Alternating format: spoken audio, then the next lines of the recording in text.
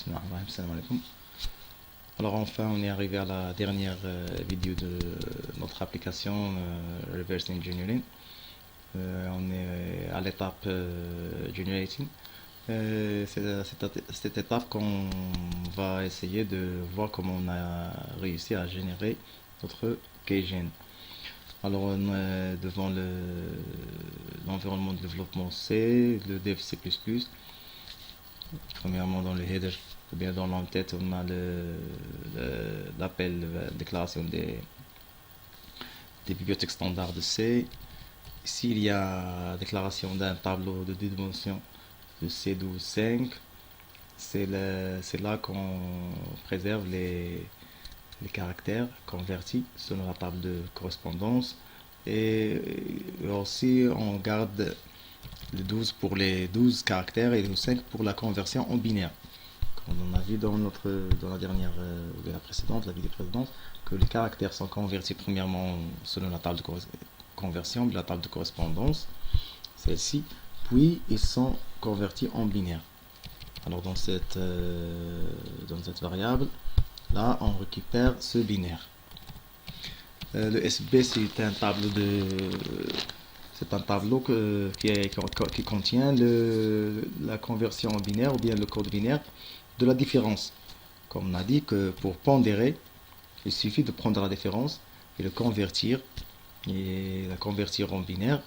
Et selon le bit de chaque rang, on choisit le poids correspondant pour pondérer. Pour l'autre tableau de dimension, c'est la table de poids. C'est cette table-là. Elle est déclarée comme ça. Cette table-là qu'on a déclarée dans cette variable tableau. Pour chaque rang, son poids et sa position. Et on a ici trois déclarations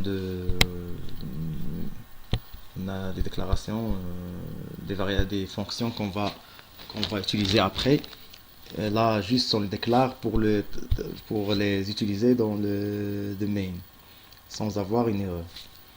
Alors dans le main, la fonction principale, le programme principal, on voit qu'on a ici une déclaration d'un tableau de caractères.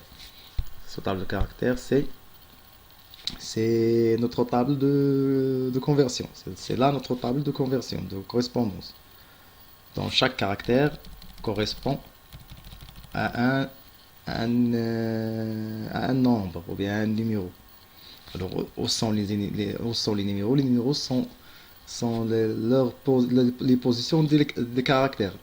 Alors chaque caractère est associé à sa position dans ce tableau. Parce que comme on a vu dans la table de correspondance, voilà, les caractères sont là, alors que chaque caractère est associé à sa position.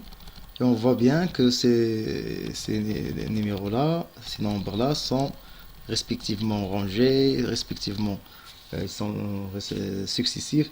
Alors, d'une façon simple, on associe chaque caractère à sa position dans le tableau char. Pour le 0, il va être associé à 0, pour le 1 à 1, pour le 2 à 2, et comme ça.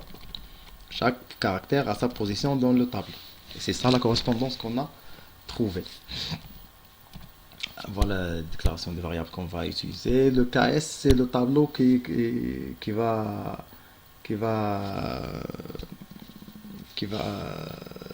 avoir dont on va récupérer les caractères saisis. Les caractères saisis réellement, on n'est pas convertis. Les C, ce sont les convertis, mais les KS sont les caractères saisis. Pour le KS2, KS4 et KS7 jusqu'à KS10, ce sont les caractères saisis, mais liés à la variable ESI3C. Liés à la variable ESI3C, voilà. Le KS2, puisque dans C on commence déjà par de 0, alors c'est le KS3, c'est le rang 3, c'est le rang 5, KS4, KS7 c'est le rang 8, le KS10 c'est le rang 11. Alors pourquoi on a fait une déclaration spécifique pour ces rangs-là, parce que comme j'ai dit tout à l'heure, que c'est mieux de fixer la variable ESI3C que de travailler avec les deux variables AX et ESI3C, les deux changent à la fois. C'est mieux de fixer cette variable comme ça. On choisit préalable, on choisit des lettres et on les choisit de telle façon qu'elles soient toujours plus grandes que EAX pour que la différence soit toujours positive et qu'on travaille juste pour les nombres positifs.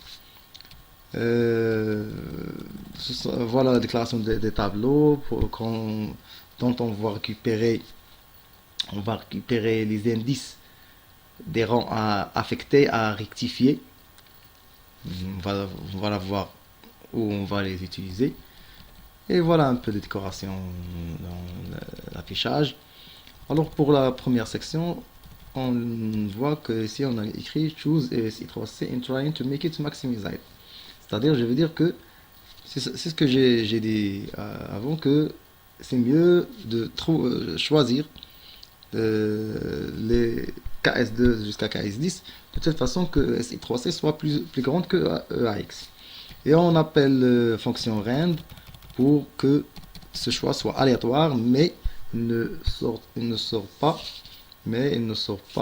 on ne déborde pas, on ne sort pas du choix qu'on a fait au début, que le choix ne sort pas que le KS2 et le KS3 ne sortent pas de ce choix. Même on a laissé la fonction nous faire un choix aléatoire. Mais ce choix est toujours contrôlé par la sélection qu'on a fait au départ. Voilà une fonction dont je vais expliquer ailleurs. Ici, je vais expliquer cette select, pourquoi elle est ici. Je vais l'expliquer après, quand on va y arriver. Ici, on récupère les caractères des numéros de série, on les convertit selon la table de correspondance, puis on convertit en binaire. Et on récupère le CI. Ici, on a fait appel à la fonction calcul. Cette fonction, c'est elle qui est responsable de faire tout le calcul qu'on a dans la formule, dans l'application, et nous fait retourner la différence. Alors, sa valeur de